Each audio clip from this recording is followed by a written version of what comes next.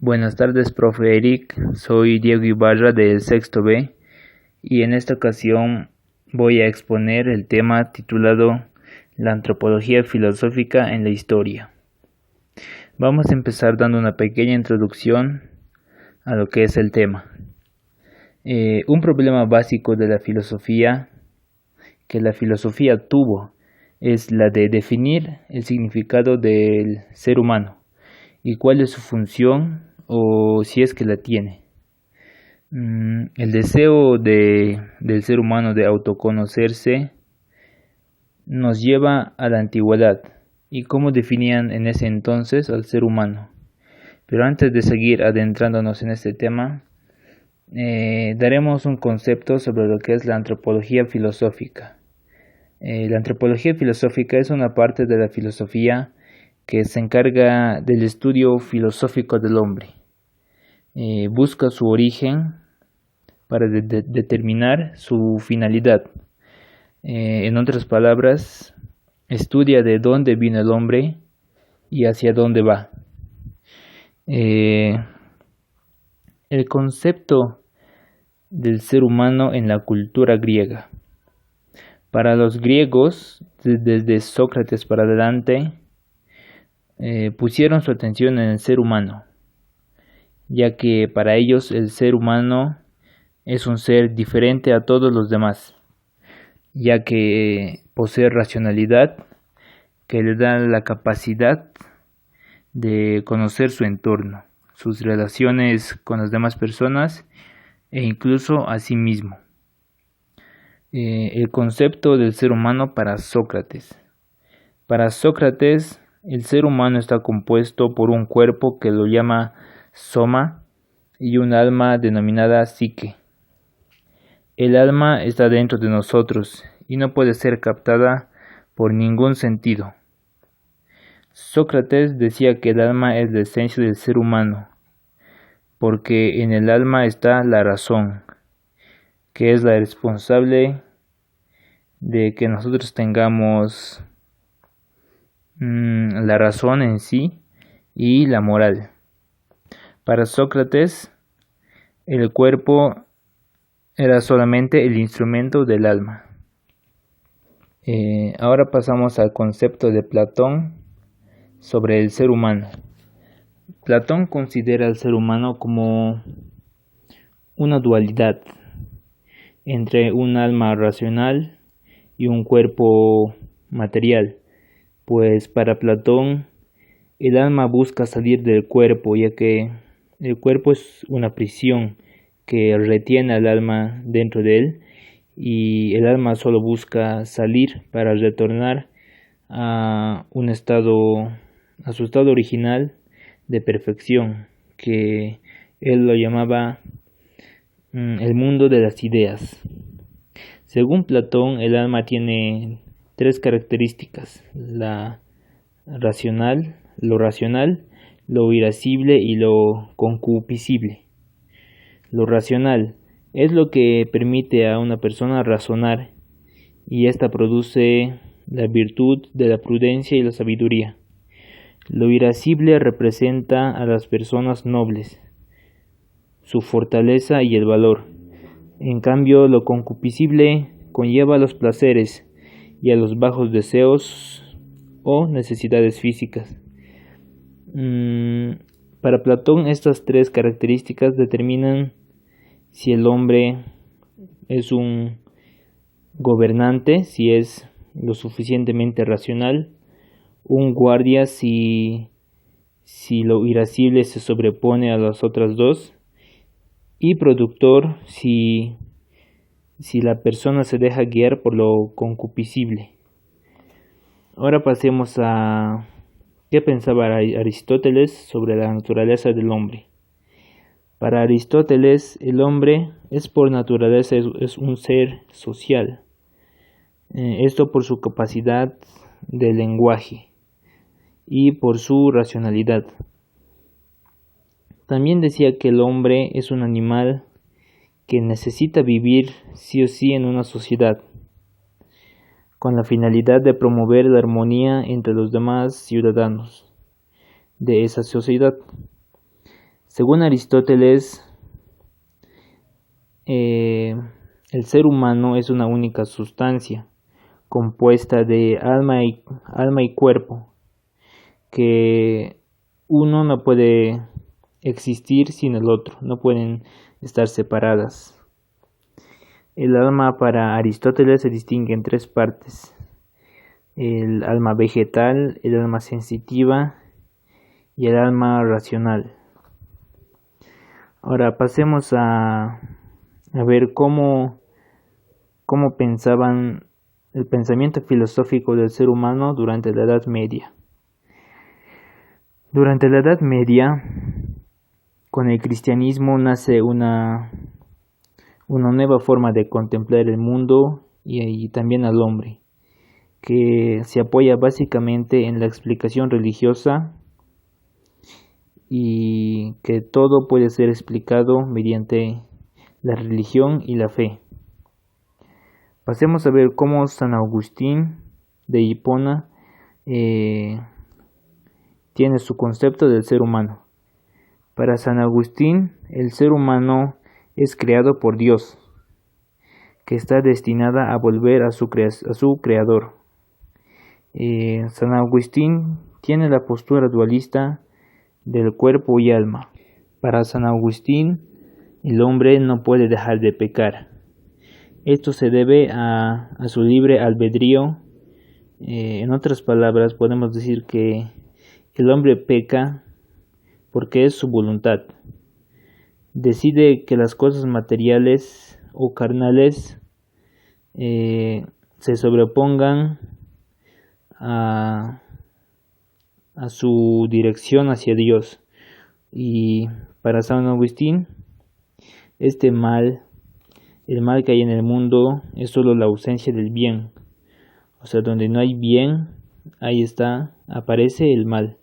Y es necesaria la gracia de Dios para poder salvarnos y volver hacia Él. Ahora, la idea de Santo Tomás de Aquino del ser humano. Pues para Santo Tomás de Aquino, el ser humano se compone por un alma inmortal e inmaterial, y un cuerpo corruptible y finito, o sea que el cuerpo es mortal. Y estas dos son una unidad substancial que tiene en Dios su principio y su destino final, y que está en este mundo, que vino a este mundo para alcanzar la perfección por medio de la gracia y del libre albedrío. Ahora pasemos al concepto filosófico del ser humano en la edad moderna. Pues en esta edad, en este periodo, el hombre descubre que no es el centro del universo, y debido a esto su imagen de sí misma se ve afectada, porque ya no se ve, ya no se representa tan especial, porque sabe que todo lo que los rodea no va directamente hacia el ser humano. Ahora pasemos al concepto del ser humano para René Descartes en la Edad Moderna. René Descartes inicia el pensamiento filosófico, un pensamiento filosófico conocido como el racionalismo. Este pensamiento indica que uno debe dudar de todas las verdades, todas las verdades, hasta llegar a una verdad que no tenga ninguna duda, que sea una verdad completa y sin espacios para la duda. Para René Descartes, el ser humano está formado por dos sustancias: la sustancia pensante, que sería la conciencia, y la sustancia extensa, que sería la materia, o sea, se podría traducir como el cuerpo. Para él, la libertad, las pasiones y emociones deben ser guiadas por la razón. ¿Ok? Y Ahora pasemos al concepto del ser humano para John Locke. John Locke, este filósofo, pensaba que el hombre por naturaleza, que todos los hombres por naturaleza son libres e iguales, aunque no necesariamente son buenos. Pero esto se contrarresta porque la naturaleza tiene una ley moral que se puede encontrar por medio de la razón. Esto es lo que pensaba John Locke acerca del ser humano. Ahora veremos el concepto que tiene Rousseau del ser humano. Pues para Rousseau el avance y el progreso de la humanidad no necesariamente lleva a la felicidad, ni mucho menos a reforzar la moral del hombre, sino que lo lleva a la desigualdad. Y esto se puede explicar porque Rousseau lo separa en dos distintos estados en los que el hombre puede estar. Uno de estos es el estado de la naturaleza, un estado que existía ya antes de la sociedad, se podría decir un estado presocial, donde los hombres en ese entonces eran felices, independientes y sobre todo libres, con sentimientos positivos, se podría decir. Y el otro estado sería el estado de civilización o el estado social. Hace referencia a el hombre en la sociedad moderna y las injusticias y malversaciones que hay dentro de esa sociedad. Y esto forma el egoísmo, causa la maldad y todos los aspectos negativos. Para Rousseau, el ser humano vive mejor en su naturaleza propia. Es decir, el ser humano es un buen ser sociable siempre y cuando esté en su naturaleza. Ok, y ahora pasaremos al ¿qué piensa Immanuel Kant sobre el ser humano? Kant cree que la persona tiene dos dimensiones. El ser natural y el ser racional. El ser natural está sometido a las leyes naturales y el ser racional es pensante y desarrolla su propia moral y busca la felicidad a su forma, por sí mismo. Para Emmanuel, el que el hombre actúe racionalmente y responsablemente, el hombre que actúe racionalmente y responsablemente podrá asumir y podrá vivir una vida digna y feliz. Ahora pasemos al concepto del ser humano en el pensamiento contemporáneo. En este periodo podemos recalcar a autores muy conocidos como Marx, que es el representante de la perspectiva sociológica. Tenemos también a Friedrich Nietzsche y a Sigmund Freud, que con un planteamiento psicológico más que todo. Y también tenemos a Sartre, que es el representante de lo que podríamos llamar el humanismo. Ahora veamos la concepción marxista del hombre. Se dice que el hombre es un ser cambiante que sabe cómo adaptar la naturaleza para poder cubrir sus propias necesidades. El hombre, en este concepto, es un ser trabajador que produce lo que necesita Para Marx, la naturaleza del hombre será plena cuando las diferencias económicas que existen desaparezcan, cuando haya una igualdad. Ahora, pasemos a la crítica que hace Friedrich Nietzsche a la cultura occidental. Nietzsche sostiene que la creencia en Dios, la moral, la metafísica, se han revelado inconsistentes.